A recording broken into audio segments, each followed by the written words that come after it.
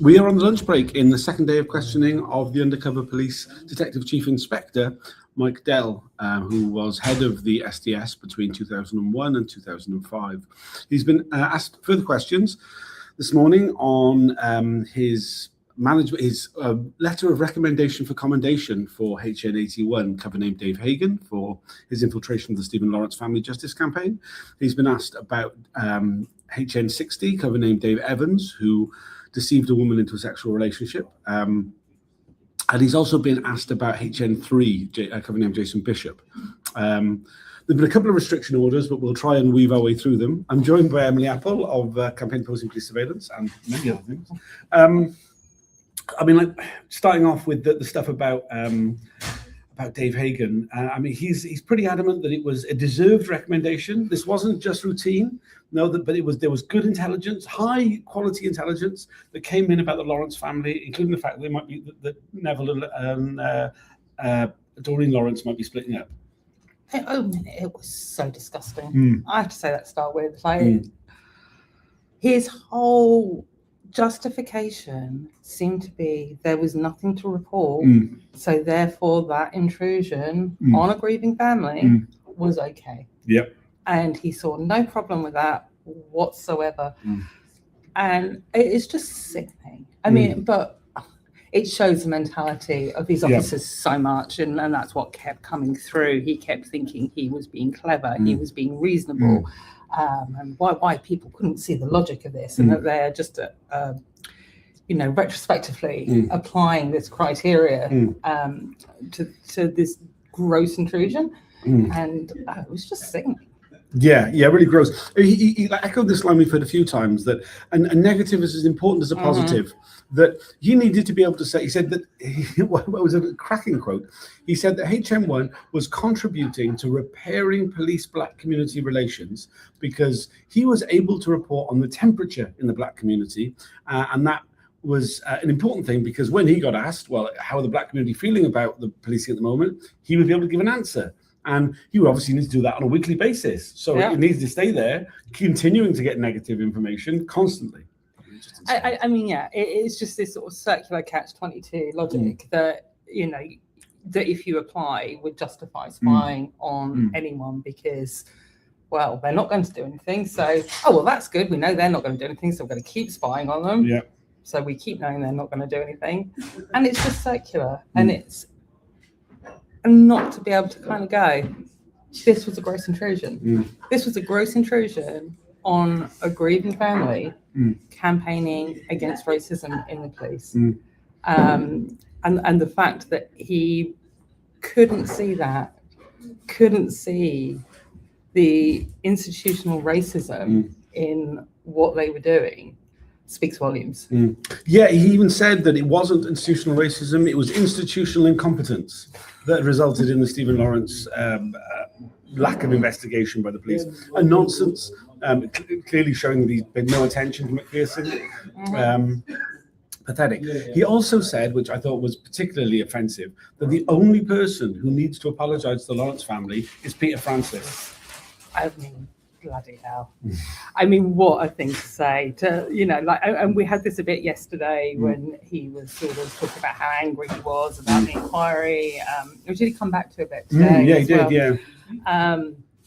But to blame the person who revealed that this intrusion was happening and his anger at Peter Francis for doing it, that kind of stunned me, how angry. I shouldn't be stunned by them, but at this point, but it was such an admission. And he seems to have this thing of, if someone wasn't the direct target of the operation, so the Lawrence family themselves, they weren't targeted themselves, so that's okay. So what Peter Francis said was wrong because they weren't the named targets. As if somehow it makes any difference whatsoever if you're being spied on, whether you're the named target or not. That is an irrelevancy. Yeah, no, it's a nonsense. He has a similar thing with, something he came up with yesterday, but he's repeated it a couple of times today, about legal professional privilege, is that, no, you shouldn't go out and specifically go and get it, but once you hear it, you must report it so that it can be quarantined, as if somehow it's like oh look, we've caught it in the air and we've kept it. I mean, it's just such a weird thing. But he's adamant about that, regardless of the legal status of it. Yeah. He doesn't see a problem with it, and yes, that everything has to be reported. We had a frustrating near question about HN60 with his abuse of legal professional privilege, which hopefully we'll come back to because they couldn't find the right reference. So hopefully they'll come back to that, because that was another interesting one where we didn't go, because there is a question, and I've got it in some of mine, with civil cases that are being reported on, and like they want us to trust that none of that information was used. Like, yeah, come off it. Yeah, absolutely ridiculous, especially when you consider that they're quite happy, particularly in the case of HN81, to have him briefing the Stephen Lawrence review team, the Richard Walton, who was in charge of developing what the police's strategy was to deal with the outcome of the Stephen Lawrence inquiry, and they were happy to feed back into that. He said as well that it wouldn't have been, what use would it have been? How would it have been useful to McPherson to know there was an undercover officer? I don't think it would have been. No, not at all. No. We're investigating institutional racism. And the institutionally racist police are spying on the bereaved family. No, that wouldn't have been relevant at all. No, insane. We did get onto HN60. There was a restriction order in place. Hopefully it'll be rescinded, but I'm not sure it will. So we can't really kind of talk around it too much. But it related to the questions around HN60 related to the fact that he had a sexual relationship while he was deployed undercover. The person he had that sexual relationship with was not an activist. Now, this has led Mike Dell to be under the impression that there's nothing wrong with it. It's just an affair. He uses terms about informed consent and bodily autonomy when it comes to activists, but he seems to think that the same thing does not apply to members of the public. It is utterly, I don't understand what's going on in their heads, but especially his, because he, unlike some of them, he appears to be adopting this, or attempting to adopt this very moral position that does not stand up to scrutiny.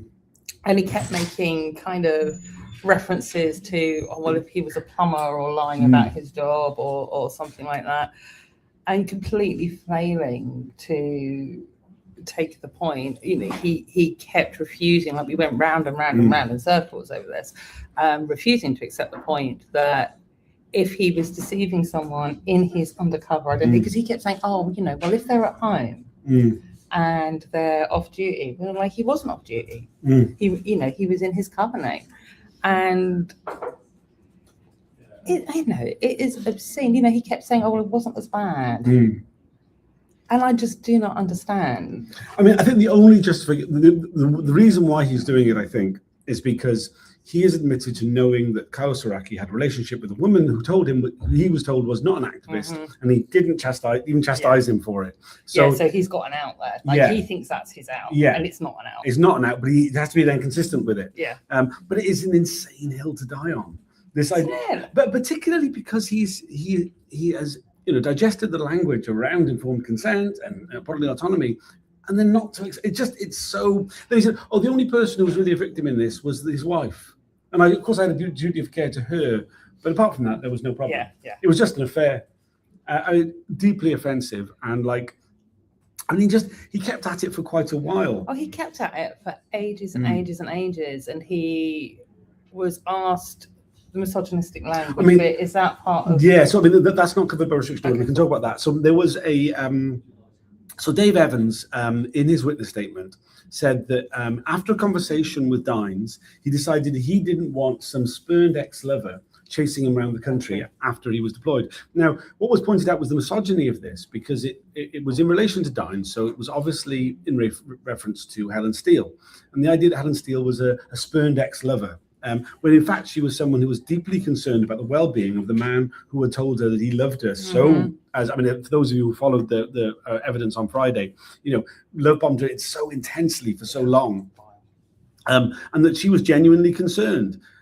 She wasn't a spurned lover looking to get revenge. She was someone worried about somebody who she cared about deeply, who wasn't real, as it turned out. He did not appear to get this, and for someone who's pretending to be intelligent a lot of the time, he pretends to be very stupid for that section. I don't believe he's that thick. I don't believe he's that clever either. With no, there's a middle ground, isn't there? Yeah. And it just went round and round and round in circles. And he was trying to be really, really pedantic about it. About, oh, well, I don't know that HN60 was talking about Dines necessarily, as if that made a difference. And like Sarah Hemingway put it, well, actually, it doesn't really matter. Like if we were talking, like it's obviously clear in that section that he was talking about him and Helen. But, she even put it to him that it doesn't matter. It's about that language over someone who cares about someone they thought was their lover, who had been through, them disappearing, who wanted to find out whether they were all right, and that use of language itself is deeply misogynistic. And he just wouldn't accept it. Like it felt like forever that we were going round and round in circles with him just trying to pick up incredibly nonsensical, pedantic points to get round answering the question. Because I think HN60 is one of the officers he wanted to go was perfect. Yes. And he can't do that now. He's really struggled because he keeps saying the majority of the officers were good. There was 2 miscreants. And when you start adding together all the officers on his watch who did something wrong, you're not left with any. Right. He's just got the closed officers, which he can pretend were amazing because, because he hasn't got us pesky lot. Right, exactly. Going, here's all the evidence. Yeah, quite. Which is, again, the problem with the closed officers that we've got again and again and again. Because if we knew the identity of those closed officers, I can guarantee there would be evidence that contradicts what they are saying. 100%. And we know that. We know with every single one of us who were court participants, if we hadn't kept records, if we hadn't provided evidence, their evidence would be quite strong because they would just go on those officers' words. Yep. And that is almost certainly what's happening in the closed section of the inquiry. Just to remind watchers that we only are able to follow the open section of the inquiry. We have no idea how many hearings have taken place in closed. It may be a great deal more than have happened in open. Certainly, we get the impression that during those months of the year when the inquiry is not sitting, that are outside of the sort of traditional holiday times, that in fact there are closed hearings taking place. It's a huge area. There will be 2 reports at the end of the inquiry. One covering the closed, which nobody will get to see apart from the Home Secretary, and the open one, which will be highly limited to just the things that you've been able to follow. After the questions about Dave Evans had finished, and we started looking at HN3, Jason Bishop, it was established that he got too close to criminality, that he was over-enthusiastic. He was over-enthusiastic, yeah. He was very keen on criminality. Yes, very keen, yeah. But then we went into a closed section because there were certain questions in that closed section which were subject to reporting restriction order. Now, in the past, I've reported on those sections, being mindful of the restriction order, kind of dancing around it and kind of not getting too close to it. However, given the overzealous nature of the inquiry legal team and very specific threats I have had to my ability to cover the inquiry, due to the cumulative effect of my breaches in the past, I chose not to report on it. Very frustrating. However, I am joined with Emily Apple, who was spied on by HN3 Jason Bishop, and the reporting restriction order is yours. Yes. So. I think we're on safe ground. If you'd like to talk around it, I'm sure you wouldn't want to break it because that's but I won't contribute too much. What do you make of what was said in that section? So it was very interesting. I think there's still specific questions that need to be asked about what he was authorized to do. So in terms of what was in open evidence that came under the restriction order today, there's stuff around his involvement in actions against CSCI, organised the world's largest arms fair, the organisers' officers that he was involved in. There are questions about that actually still need to be asked in terms of what was authorised. But his view was that yes, HN3 was very enthusiastic, that he had to kept being pulled back, and that he was very understanding of the fact that he had to be pulled back. And again, it was very, very nonsensical because what he kept saying was that they'd got the information that they needed, that he would have to be pulled back, and then they would have to send in S10 evidential undercover, which, as far as I'm aware, they did not do, because we weren't prosecuted or anything. But he seemed to have missed the point that, well, there'd have still been disclosure issues about how they got to that point.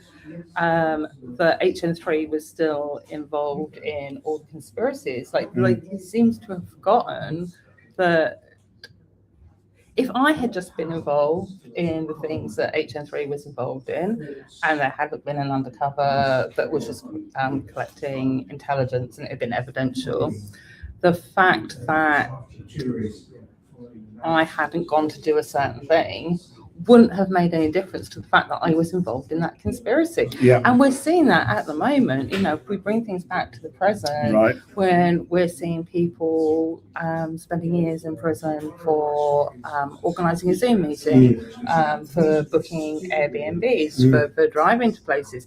People are getting substantial prison sentences for being less involved in a conspiracy than he was. And they're forgetting that the actual bit where you go and take an action isn't the only bit that is illegal or should be considered as part of that operation. They're just kind of like circumnavigating the whole way our conspiracy and incitement laws work. Yeah, I mean, this really comes back to that statement that Dell made yesterday about how when the authorizations to commit crime were given to the undercover officers, that maybe they didn't understand it was just protocol, that it wasn't actually a license to break the law, and that any law breaking would have to be like tested on its merits in front of a court, and that there's no immunity from prosecution taking place. And the whole concept's a nonsense. It is complete nonsense, and his lines kept changing over, well, he could be involved in that, but he couldn't be involved in the next stage or something. But those lines kept changing, and it really wasn't very clear. And he kind of started off by saying, well, he wouldn't have been involved in criminal damage, but we know that he was involved in criminal damage. HN3 says it in his statement that he was authorized to go and throw paint at an office. So that did happen. And yes, it's these like constantly shifting lines of where things are convenient for them. And he hasn't got any answers for it, because they don't have any answers for it, because they've just made up all the rules as they went along. And we had it this morning with whatever he said about the RIP authorizations, that they were creative or they had to stretch things. And this whole notion that, like, I'm an anarchist, it's fine, but if you believe in the sort of structure of like law and order as we're supposed to have in this country,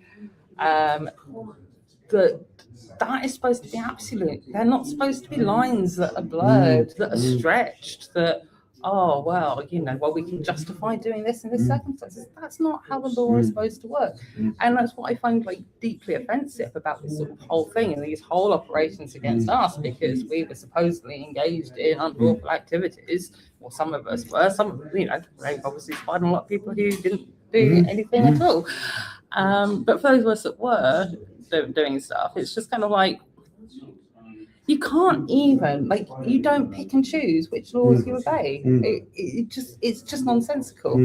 Yeah, absolutely. And just to say, if anybody's concerned we're doing an outraged liberal act, if some outraged liberals could please pay attention to the inquiry. There's a lot for you to get outraged about, but you're not here, so we have to make these arguments. And it's as also anarchists. and it's also, I think you can make those arguments as anarchists to show how ridiculous the whole system is. Absolutely. That's part of the reason why I'm an anarchist is because there isn't any consistency, whether that's in government, whether that's in the police, wherever it is. But the inquiry is laying that bare. It's those opportunities to lay that bare of how ridiculous the whole concept of our legal system is and how it is enforced. Yeah, absolutely, 100%. Yeah, no, I mean, it's been the case throughout, hasn't it? I'm reminded of HM1 with his driving Jeff Shepherd to go and commit criminal damage, and he was like, "Oh, it's just a driver," as if that somehow that didn't make him liable in any way for the stuff that I'm looking forward to a court case, and I'm just going to go, "Oh, wow," They all said it was all right, so Yeah. I presumed it was. I had an authorization. Yeah. I had an authorization. With the authorization usually come from, well, it doesn't matter. It was authorized. Yeah, it's somewhat ridiculous. We will be going back in fairly soon. Is there anything else you'd like to add about this morning's hearings? No, I mean, just that there was just so much this morning. I mean, there was a lot. Like if you haven't watched it, no matter watch it, there is a lot of talking around things, but buried around the talking around things, there is so much there, and I think that's going to be the case this afternoon. You know, like it's so clear that he thinks he's got this intellectual justification that just does not stand up to scrutiny. Yeah, very much, absolutely. Just one comment from Mr. Abney. Seeing how Mike Dell managed people, I'm unsurprised the police settle 100% of their employment tribunal claims. Yeah. Oh, we didn't talk about HN77 either. Oh my God, yes, HN77. Let's quickly do that. So, in HN77, Jackie Anderson, she was deployed into an area which supposedly wasn't producing enough intelligence. Oh, critical mass. I mean, who'd have thought that like a bunch of cyclists were not going to be giving him that much information? And he said that he wanted to redeploy her to go to Scotland to cover the G8 protests in 2005 and have Jason Bishop pulled out. Yeah. But she wasn't up for doing it, so she went to the police fed to get them to accuse him of like trying to kick her out of her job, and she was going to bring a sex discrimination case. Yeah. And you can bet there's a hell of a lot more to that story than he's letting on. You know, like even like she was the only woman at the time, and being forced out. And I think there is something interesting about the way, like if you look, for example, at how they justify the intelligence of some of the male officers when they're producing no intelligence at all that is of any value, but somehow with Jackie Anderson it's suddenly like really problematic. Like, I'm not complaining about the fact that they're calling out one of these fuckers for doing fuck all, but I think there is a real, there is something noticeable that happens to the woman on the unit, and there is so much there that he's not going to tell us. Yeah, there's a huge amount and there. we don't have her to. Very frustratingly, we the only female officer we've had giving evidence in the inquiry was Sandra back in the very first phase of Tranche 1. None of the women officers have appeared, which is very frustrating because we have had no sort of thing from them. I mean, you say she did fuck all. She did a lot of massaging. Oh yeah. I mean, there's no evidence. I don't remember her at all. She spent a lot of time at the Radical Dairy, which is a Scotted social centre in Stoke Newington. I spent a lot of time there because it was around the corner from me, and I don't remember her at all. But yeah, she was known as Massage Jackie, and utterly gross. Yeah, I mean, I have no memory of it. I wasn't hanging around those circles anyway, but yeah. I think that's something we probably should wrap up to go back in. We'll do another reaction in the break time. At the end of the day, I'll get a few people in. I did mention on Twitter there's a lot of students in the public gallery today. I did attempt to see if any of them would come on a video, but then that was before the chair walked in. When the chair walked in, they all stood up, and I realised they're not our kind of people. I don't want them. They might just not know yet. They might just not know they're our kind of people yet. Maybe. We'll see. Thanks for joining us. See you all